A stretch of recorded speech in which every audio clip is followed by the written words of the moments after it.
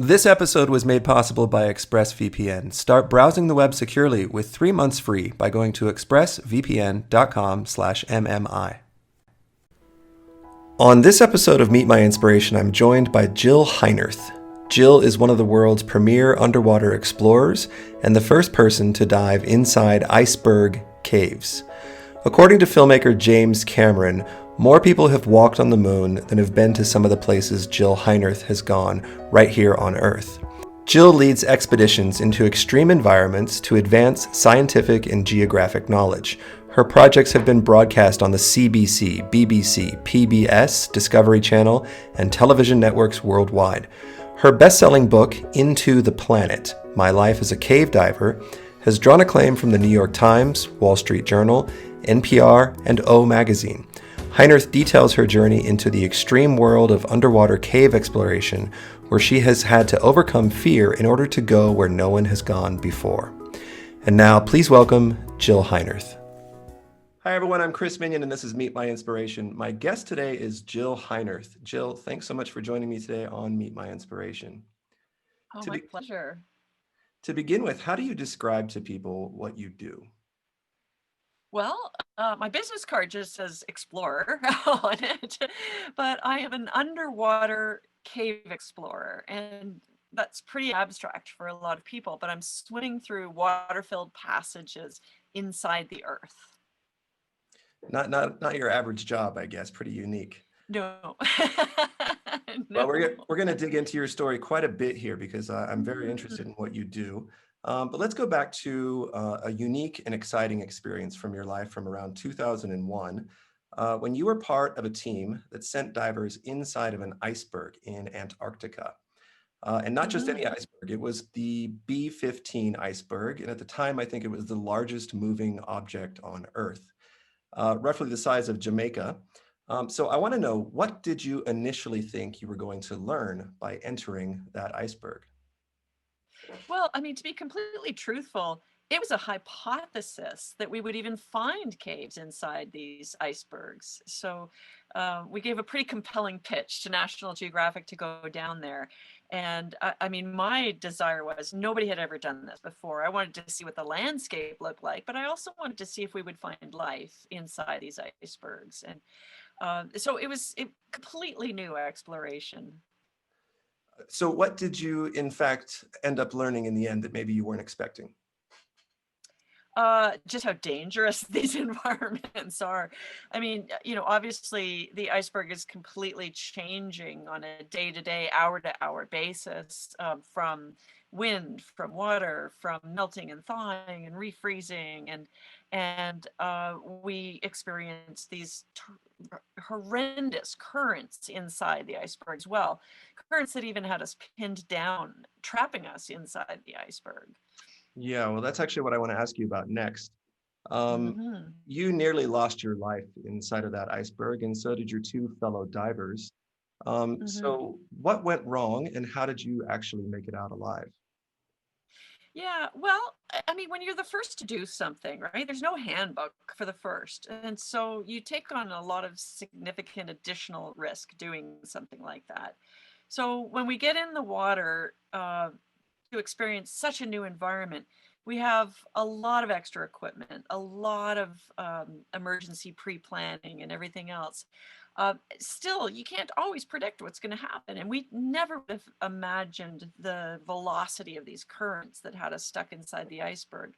But we had made smart choices before we got in by using this very advanced form of life support system that would give us time. So we wouldn't have the time pressure beyond obviously just being freezing, cold. But at least, we weren't going to run out of gas, basically.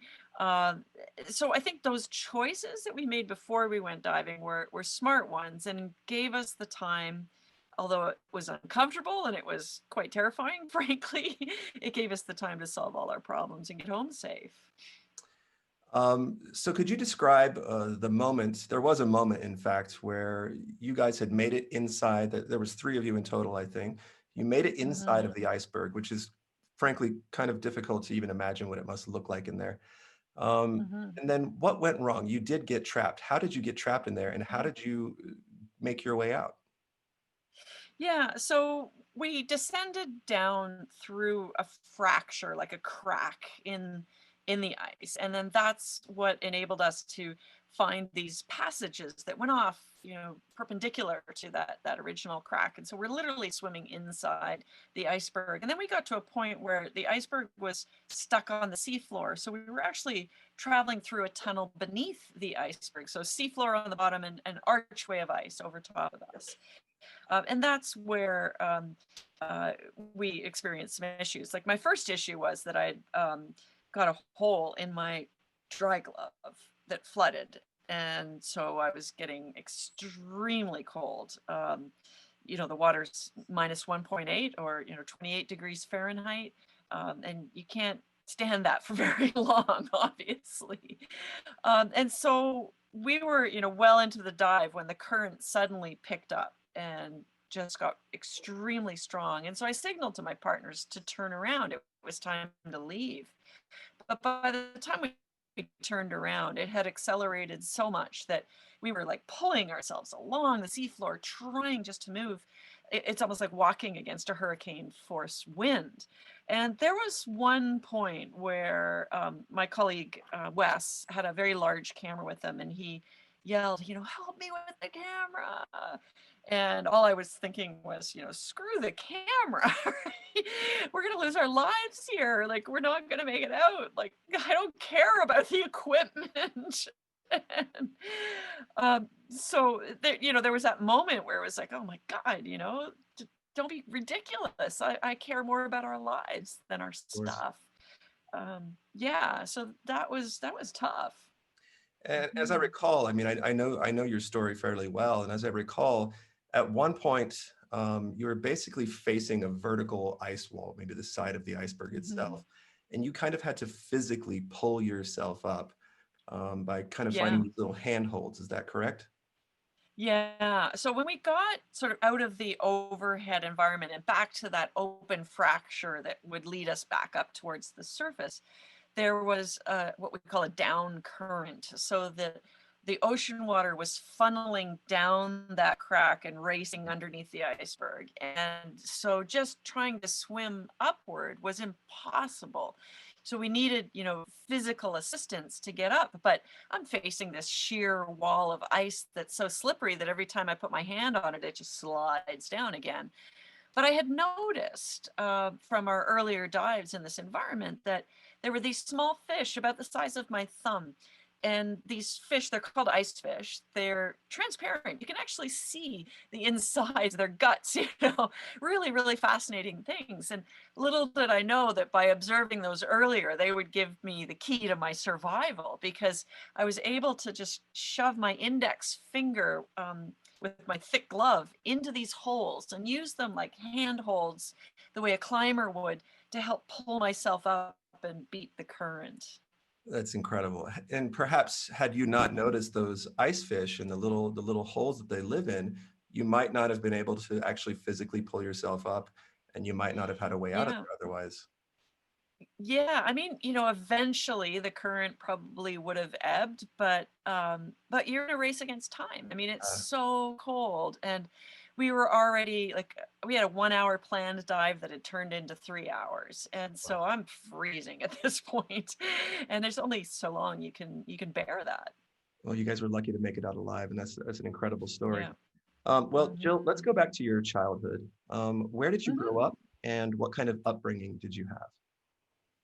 Well, I grew up here in Canada.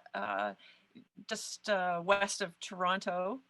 It was a small town at the time when I was a kid, and I really grew up in the outdoors. I loved hiking and canoeing and swimming and all kinds of water sports. And my family was really supportive of all those interests.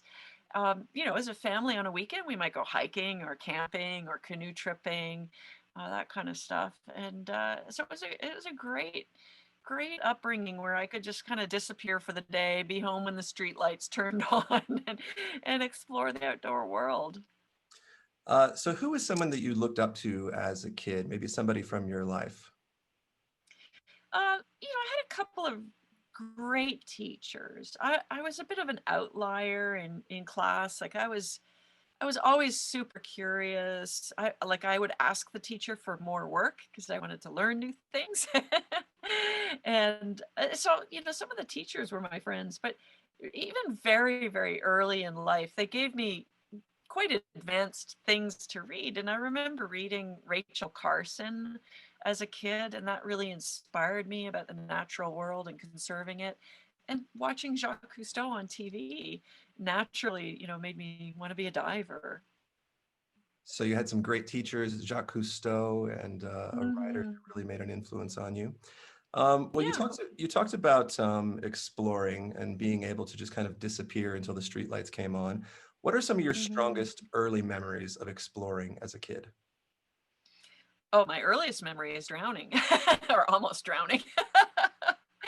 So when I was a toddler, I was up at the cottage with my family and just mostly crawling at that point. Apparently, I crawled right off the dock, and the first thing my mother realized was that I was floating face down in the water and drifting by her on the dock. And she screamed and jumped into the water and grabbed me and pulled me up.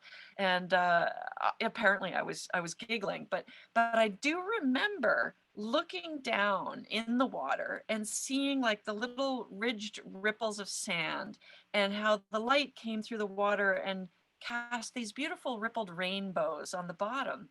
And that stuck in my mind. So I guess that's always been there in my head as a very, peaceful, wonderful memory. Although for my mother, it was terrifying. Absolutely. Well, that was your first Yeah. introduction to diving, I guess, right? Yeah, it was. When I took my first swimming class, I actually failed because I guess you throw most kids in a swimming pool when they're little and they just splash around and make a crazy, panic. Well, they threw me in the water and apparently I would just swim to the bottom of the pool and they assumed that I was like too weak to, stay on the surface or too, heavy or something. And so that I failed my first swimming class as a result. And my mom turned it into a victory because she said, "Honey, do you want to come back and do more swimming?" And I'm like, "Yes, yes, yes." And she goes, "Okay, well, they would really like you to come and do this all over again." And I'm like, "Yay!" You know? That's a positive way to spin it. So, yeah, yeah, it was great.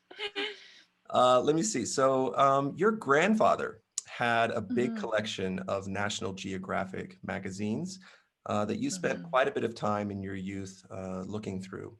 How do you think that Yeah. affected you and your path in life?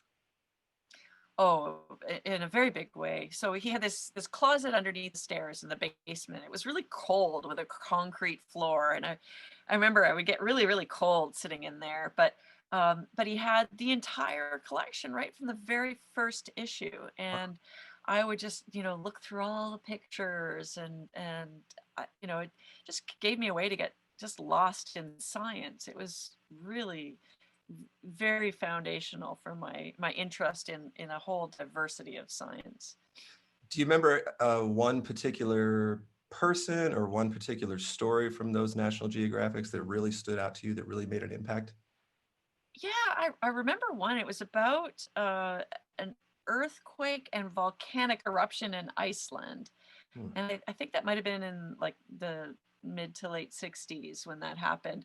I'll have to look up that issue again and see it, but I could still picture some of the images like there was a lava flow that kind of moved into town and there was I remember like a little white angel, it might have been in a graveyard or something, but sticking up out of this black lava flow. And there were there was illustrations of big crevasses in the earth that had opened up and there were people like kind of hanging on to the onto the earth so they didn't fall down the crack and that kind of stuff. And I just remember thinking, oh, this is amazing, like the power of the earth, but also, what's inside the earth. Mhm. I'm sure that was part of what kind of interested me in caves. Well, that certainly makes sense.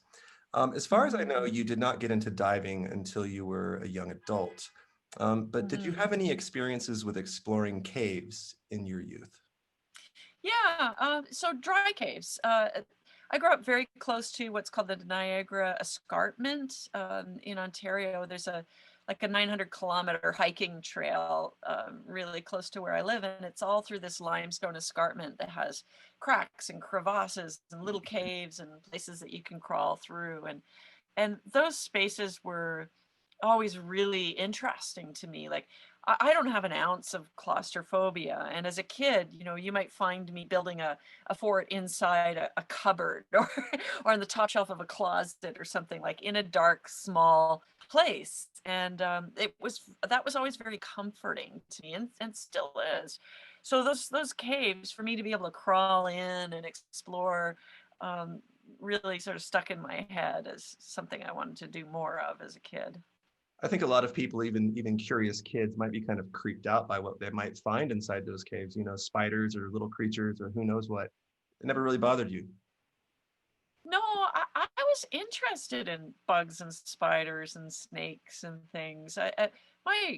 My neighbor 2 doors down was, equally interested in the outdoor world. We're still friends today, actually. She lives on the other side of the country, but we still get together for great adventures and even a few National Geographic projects together. But, we would go catch a snake and keep it for a little while and study it and draw it and then set it free. And we did that with insects and everything. So it was curiosity for me. I wasn't scared. And maybe that was imparted from my parents, because nobody ever like screamed or jumped up and down if there was a mouse or a spider in the house or anything. When you were in college, you and some roommates rented a cheap off-campus house. You were the first to arrive and would spend the first night in the house alone. Could you share that story with us? Yeah. So I had been living in the university residence for a couple of years, and then 4 other girlfriends and I decided that we wanted to live off campus. So we rented a house together, and I had moved all my things in, and I was there the first night with nobody else. And we didn't have a car or anything, so there was no car in the driveway. And in the middle of the night, a burglar broke into the house and was rifling through things downstairs while I was in bed upstairs. And my first, response to that was, oh my God, and just, pull the covers up over my head and, curl up in the fetal position and hope that he goes away. And, as time went on, it became very apparent that he wasn't leaving. And the ultimate end to the story was that I ended up fighting him off. He came into my room and came after me, and I had to fight him off with a couple of X-Acto like cutting tools from my drafting table in my room. But that experience sort of took me through the stages of fear. At first I was paralyzed and I just wanted to hide and I just wanted it to end. But he forced me into that decision of fight for yourself. There was no way to run. There was no way to get out. I didn't have a phone hooked up. I couldn't jump out the window. I would have probably died by jumping into traffic if I had to jump out that second-story window. So I was forced to defend myself. And when you're forced into that position and you've faced all of these stages of fear, you really learn something about yourself. And I think that, ultimately years later, that it served me well. There was a lot of PTSD that comes along with an experience like that. But in the end, I figured out how to use that as something that's a positive catalyst in my life, rather than the negative terror that I carried for so many years.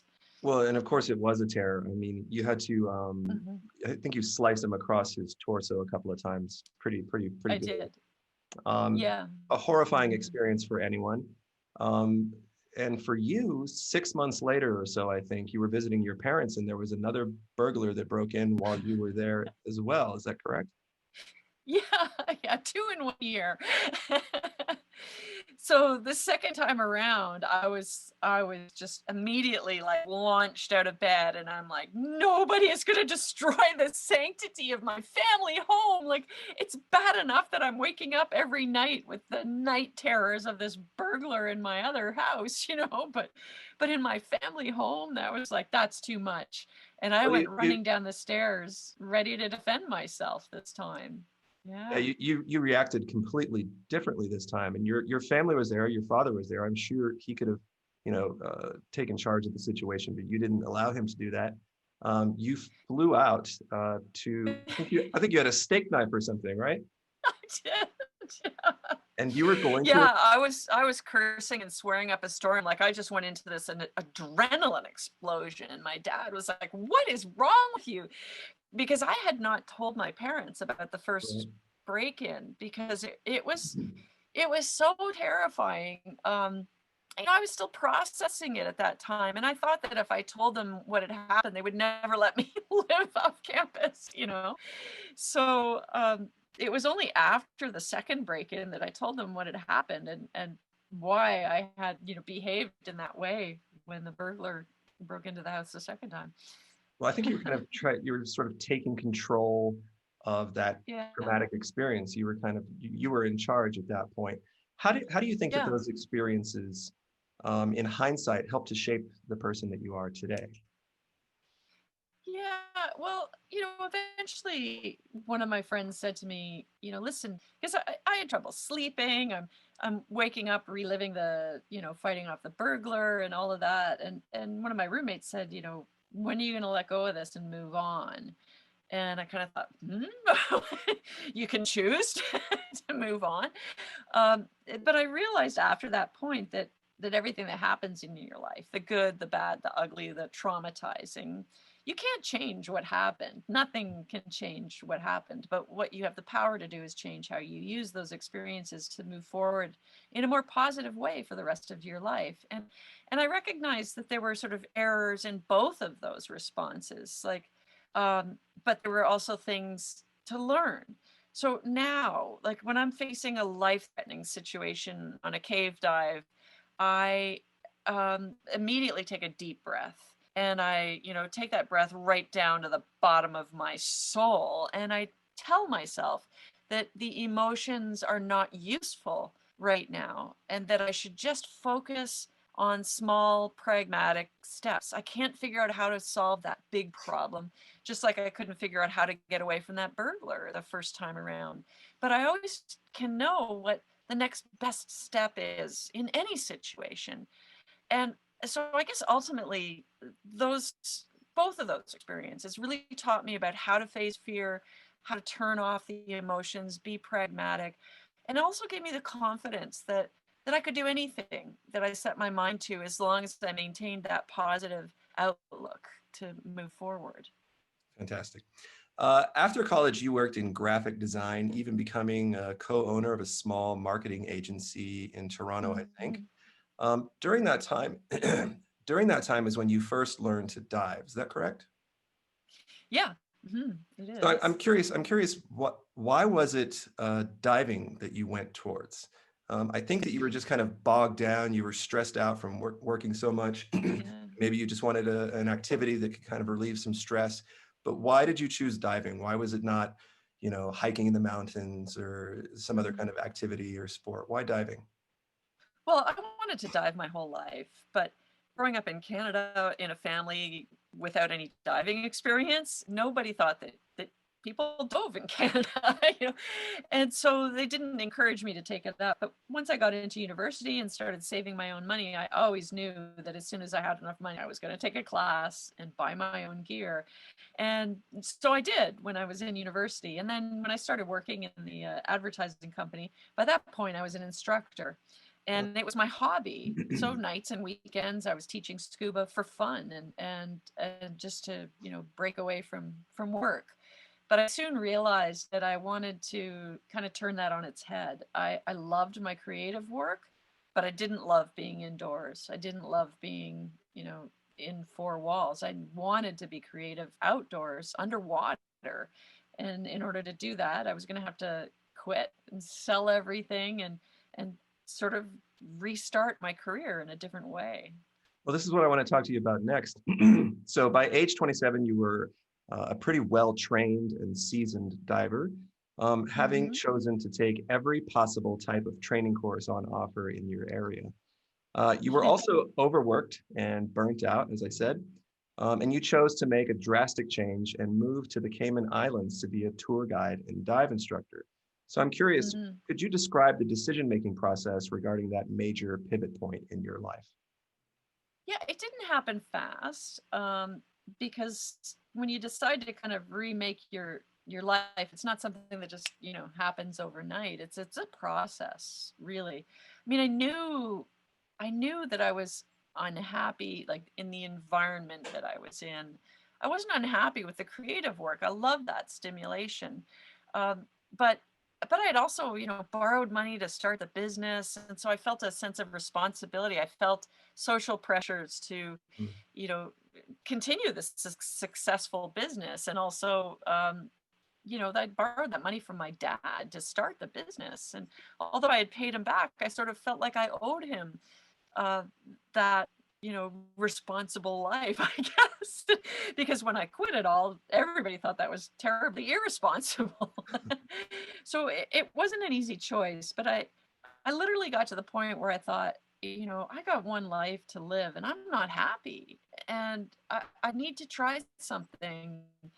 I can always come back. I have, the confidence that I can come back and relaunch this again if I need to, but I really felt like I wouldn't be true to myself if I didn't do what I really loved. Seems like it was the right choice. Um, Yeah. so you eventually made your way to northern Florida, where there are endless complexes of underwater cave systems to explore. And it was there that you Mhm. took your first proper cave diving training. What Mhm. was your first experience like in a real cave diving scenario? Well, even before I trained as a cave diver, I actually had been exploring some caves on the Cayman Islands. So Mm. that's not the way you should do it, obviously. It's a really dangerous pursuit, and you need the right equipment and the right training in And order to take sorry on cave diving. sorry to interrupt, but as I Yeah, recall, you explored a cave by yourself, and you were the first person to discover that cave, I think. And yeah. very dangerously, you went down by Mhm. yourself the first time. Is that correct? Yeah, yeah. But really, at the time, I did not even know that there was formal training in cave diving. I had no understanding of that. And it was one of my colleagues at work that said, "You're going to get yourself killed. You've got to take the cave diving class." And I have a friend who's a cave diving instructor in Florida, so you should go do this. And so I did end up finally doing the training. But even when I did the training, although I had already explored my own cave and done some cave diving, it was a pretty humbling experience. I I didn't realize, how much there was to learn and how much I could improve, even though I already had probably a couple thousand dives under my belt at that point in my life. So it really improved my abilities in all types of diving, just taking on that program. Cave diving is a notoriously dangerous pursuit, especially for those that are not properly trained. Over the years, you Mhm. must have had one or two very close encounters that could have ended very badly for you. Could you Mhm. share one or two of those stories? Yeah. Well, I mean, to begin with, um, I've lost over 100 friends to diving accidents through my lifetime in caves and rebreather diving. So it is incredibly dangerous if you're not following all the protocols. For me, one of the toughest days out was diving in a very small cave with a scientist that I was leading. And the space inside the cave is not a whole lot bigger than the space underneath your bed. It was a really small cave, Mm. and we had to go through what are called restrictions, where you're literally squeezing through spaces to pop into the next area. So we'd gone through several restrictions to get to a point where she was going to get some samples for her work. But when we turned around to come out of the cave, she got disoriented and then got stuck, and obliterated the visibility. So there's two of us at the maximum penetration inside the cave. We can't see. She's panicking. She's stuck. And in the process of sort of flailing around to get unstuck, she broke our guideline. So there's a safety line that we run through the cave. It's not a very thick piece of rope. It's a thin guideline that you can just run your hands along so that you have a tactile reference to get out of the cave if you can't see. But now we had a broken guideline, no visibility, and she was stuck. And I thought to myself, that's a lot to overcome, you know. And I thought, oh my God, 2 women are gonna die in this cave today, and that's gonna be world news. And um, so I did what I had learned from all of those experiences with fear. I took that deep breath and I turned off the emotions and said, all right, you're not going to serve me well right now. What do I need to do next? Okay, I need to calm her down. I need to get her unstuck. I need to patch the guideline. And so just step by step by step, I started working towards success and survival. But at one point, I actually lost track of her in the silt out. And I wasn't sure whether she was ahead of me or behind me. So in order to thoroughly search the cave, I actually went further into the cave until I hit some clearer water, and I knew that I wasn't leaving her behind. And I knew I couldn't forgive myself if I left her behind. So that time that I took to go search further into the cave and then search my way out of the cave methodically, um, she was already out of the cave, basically. She had been out of the cave for 73 minutes before I turned up. So for 73 minutes, she and my friends and the emergency responders that she'd called thought I was gone. So uh, by the time I came out, you know, everybody's pretty happy that she'd made it and that I'd made it and everything else. But it really gave me something to reflect upon for a while. You know, just my friends wrote me letters and emails, the things that they would have, you know, written in my eulogy for a funeral. So that really gave me a lot to think about. I'm sure this is a common question that you hear all the time, but considering how dangerous cave diving is, considering how many close calls that you've had, considering that you just mentioned you had over 100 friends and colleagues die in Mhm. that pursuit, do you think of giving it up? At what point do you say that enough is enough?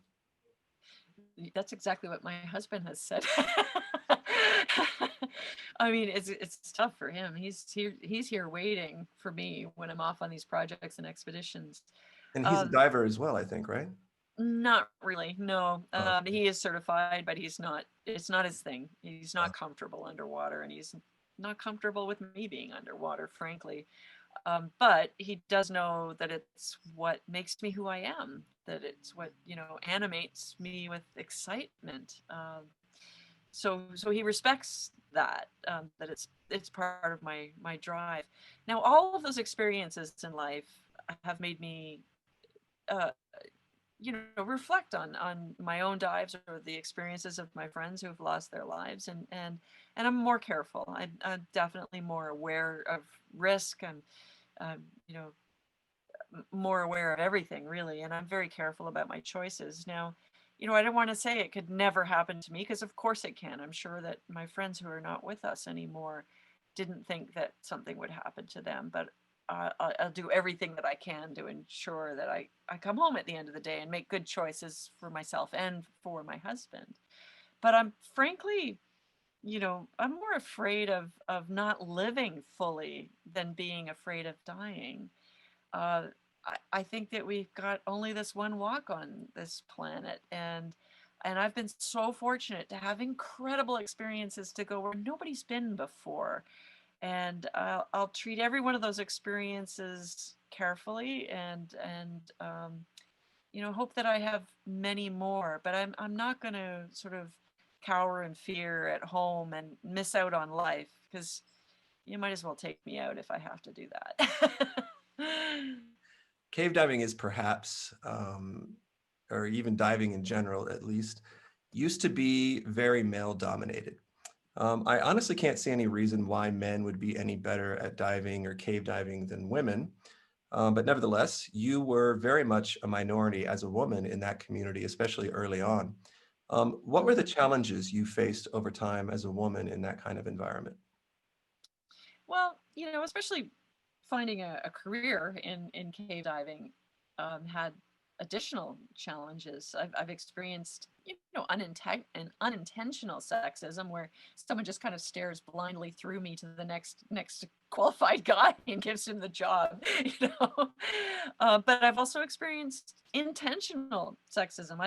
I went to sign up for a commercial diving class, and the instructor told me there was no room for women in commercial diving at the time.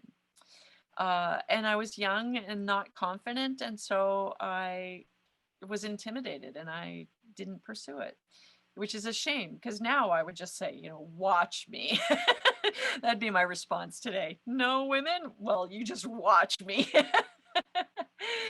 um, but I guess maybe that's the philosophy that I've always taken is just work hard. And I don't have time to be male or female. I just have time to be a diver. And I'll just do my best, pull my weight and more, and hope that that's enough to get me the next gig.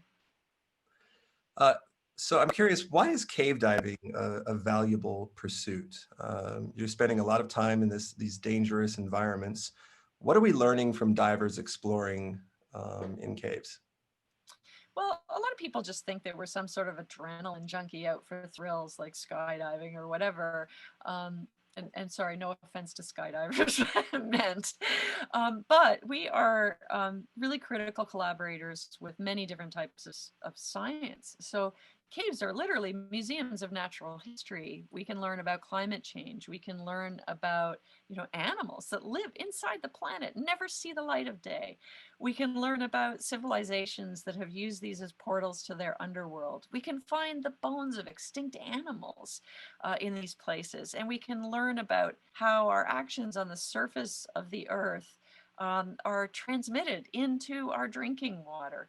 So even just by making maps and surveying these places, we can help people understand how to make good choices about what happens on top of the earth.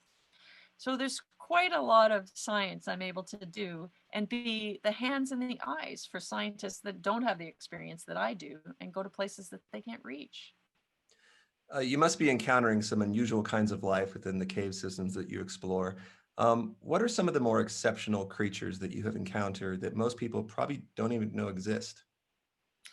Well, I think people assume that everything on this planet requires sunlight to live, but it doesn't. There are animals that live their entire life cycle in the complete blackness of an underwater cave. And these animals don't have eyes, they don't have any pigment, because what's the use if there's nothing to see and no one to look at you, right?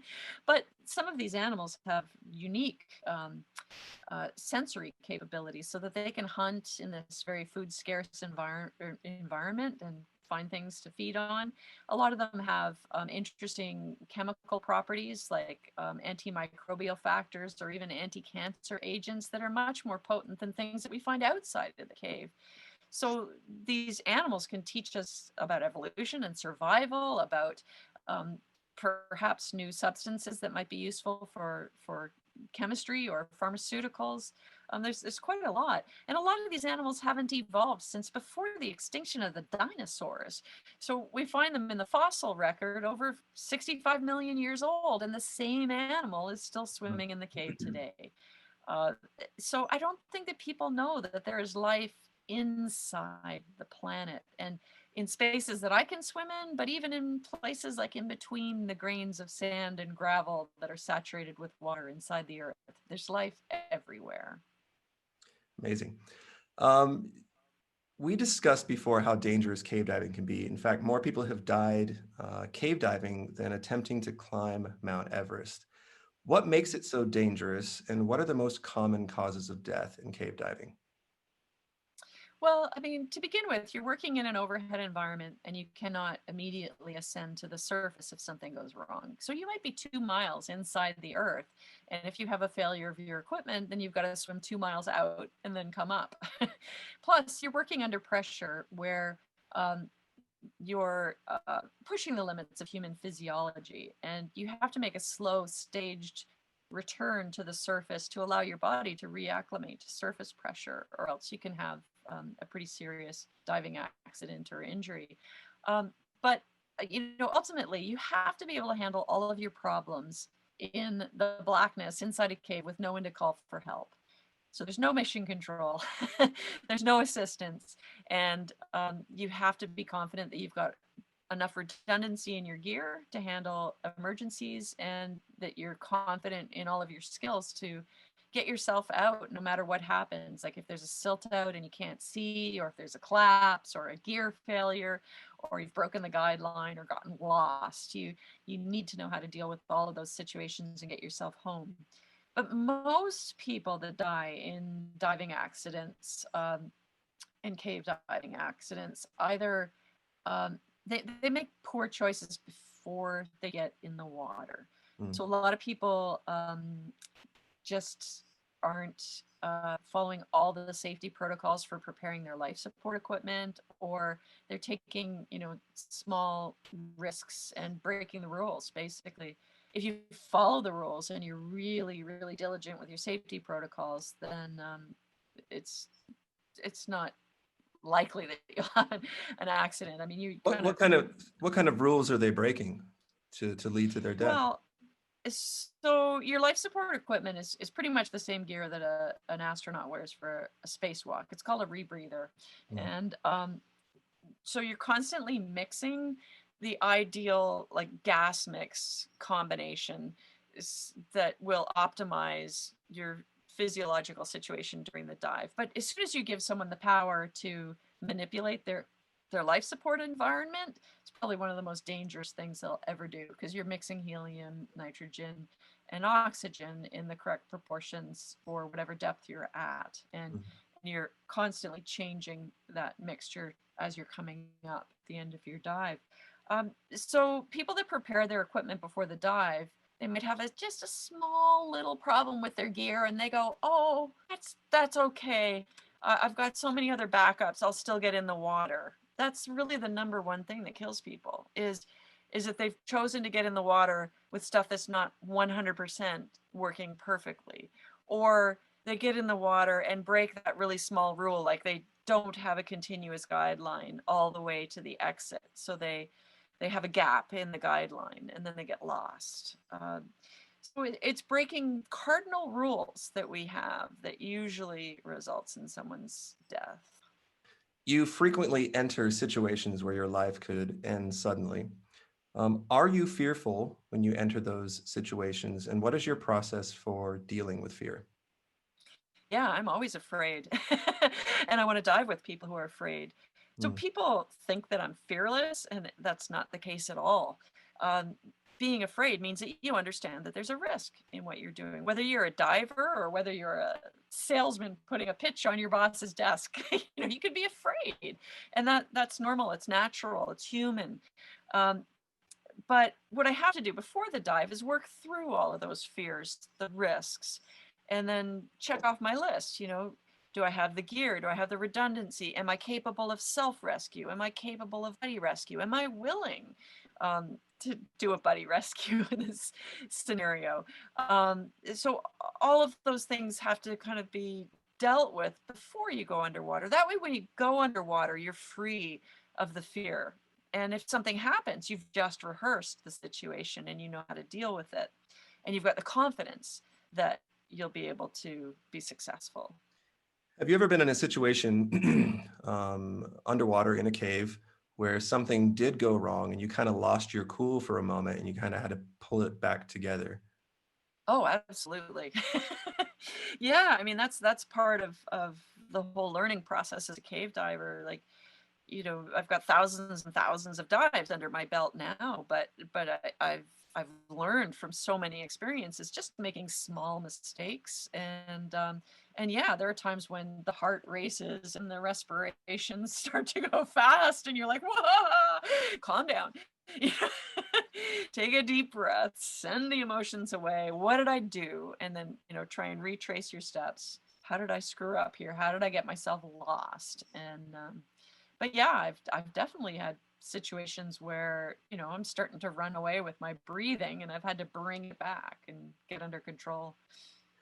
Has there been a situation where you were just in such a panic that you almost nearly couldn't pull it together because it was such a dangerous situation or a dangerous environment? Um, no, not really. Although I've been with people who Yeah. that's happened to, who are, That, literally that must be screaming frightening and as well freaking. to see somebody else kind of going through that process, knowing that you are capable of calming yourself down, but watching somebody else Mhm. in a panic state like that must be very frightening. Well, that's terrifying because you don't have control over them, Yeah. and yet, like in that situation when I was stuck in the cave with that partner, my partner was the cork in the bottle containing my life, you know. She was ahead of me coming out of the cave and stuck. So if I couldn't get her unstuck and calm down, I'm not getting out of the cave either, right? So you can imagine what that feels like. Like the things that are going through your head are like, holy shit, like if this person can't get it together, am I going to crawl over them? You know, am I going to crawl over their body to save my life? Like that's just a horrible thought. And in that moment, I said to myself, I am not coming out of this cave alone. You know, I went in here with somebody and I'm responsible for getting them home. Sure. So Jill, you're quite an inspiration, I think, to a lot of people. But I want to know, who is a person today that inspires you? Perhaps somebody that you know, or maybe even a public figure. Who's inspiring you today? Well, in the diving world, Sylvia Earle is just amazing. She's in her 80s and she's still actively advocating for our oceans. She's absolutely amazing. But it's great that there are so many women leaders now. I mean, as a kid, you know, I looked at the Apollo astronauts uh, as idols, kind of thing. But they didn't look like me. You know what I mean? Like it's hard for a woman to achieve something when she doesn't see a woman that's already in that, you know, that sphere basically. So when I look up to someone like Sylvia Earle, I'm like, oh man, she's just incredible.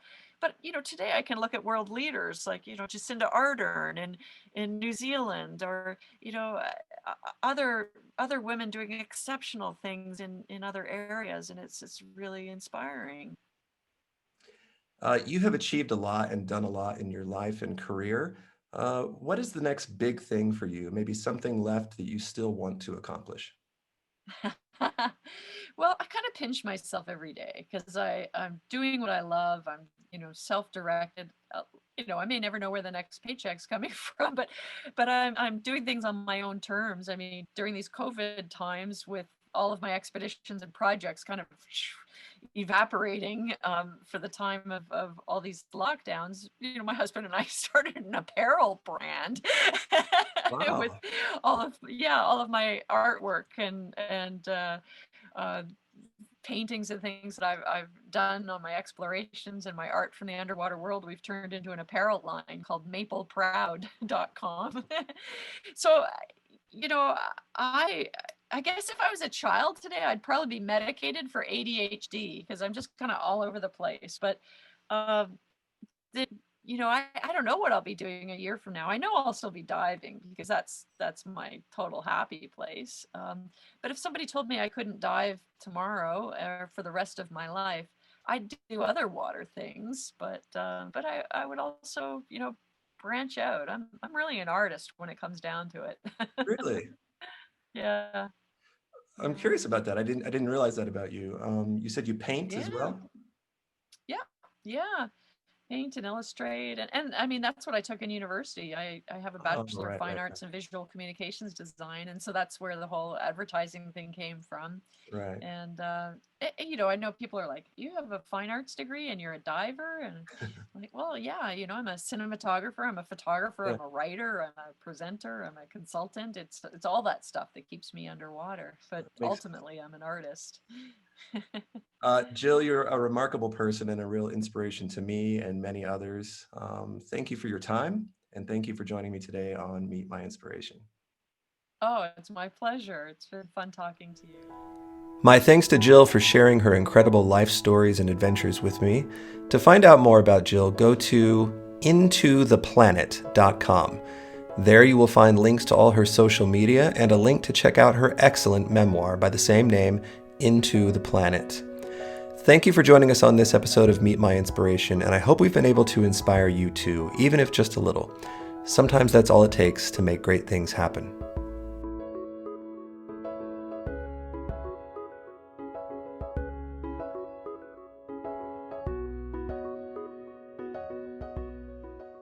Using the internet without ExpressVPN is like broadcasting to the world everything you do online. Here's how to protect yourself and get 3 months for free. Did you know that your internet service provider knows every single website you visit? And what's worse is they can sell this information to ad companies and tech giants who will use your data to target you. ExpressVPN creates a secure, encrypted tunnel between your device and the internet so that your online activity can't be seen by anyone. ExpressVPN works on all devices, phones, laptops, even routers, so that everyone who shares your Wi-Fi is protected too. And the best part is using ExpressVPN is super easy. Just fire up the app, click one button, and you're protected. ExpressVPN is the world's #1 rated VPN by TechRadar, Wired, The Verge, and countless others. So if you believe your online activity is your business, secure yourself by visiting expressvpn.com/MMI, and you can get an extra 3 months for free. That's expressvpn.com/MMI.